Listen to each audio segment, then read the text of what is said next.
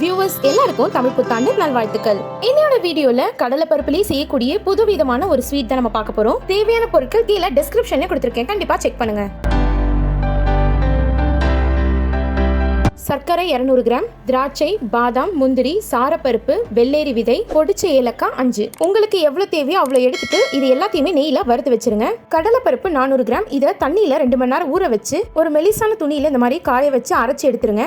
அரைச்சி எடுத்தது நல்லா இந்த மாதிரி தான் இருக்கணும். இப்போ இந்த அரைச்சி வச்ச பருப்புல 2 பவுல்லையுமே கொஞ்சம் கொஞ்சமா எடுத்து ஒரு பவுல்ல ஆரஞ்சு கலர் ஃபுட் கலரும் இன்னொன்னுல கிரீன் கலர் ஃபுட் கலரும் சேர்த்து இந்த மாதிரி கிளறி விட்டுருங்க. ஃபுட் கலர் ஆப்ஷனல் தான், உங்களுக்கு வேணும்னா இதுல சேர்த்துக்கோங்க. இப்போ அடுப்புல கடாய் வச்சு கொஞ்சமா நெய் விட்டு நம்ம ஏற்கனவே ஃபுட் கலர் சேர்த்து இந்த பருப்பை தனித்தனியா வறுத்து எடுத்துருங்க. சின்ன சின்ன உருண்டையா அங்கங்க நிக்காம நல்லா உதிரி உதிரியா வர அளவுக்கு நல்லாவே இதை வறுத்தெடுங்க.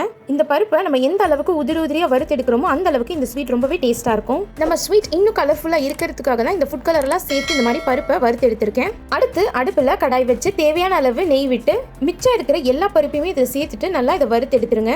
மிதமான தீயில வச்சு நல்லா இதை மொறுமொறுன்னு வறுத்தெடுங்க. இதை வறுக்கிறதுக்கு எனக்கு 10 நிமிஷம் ஆச்சு.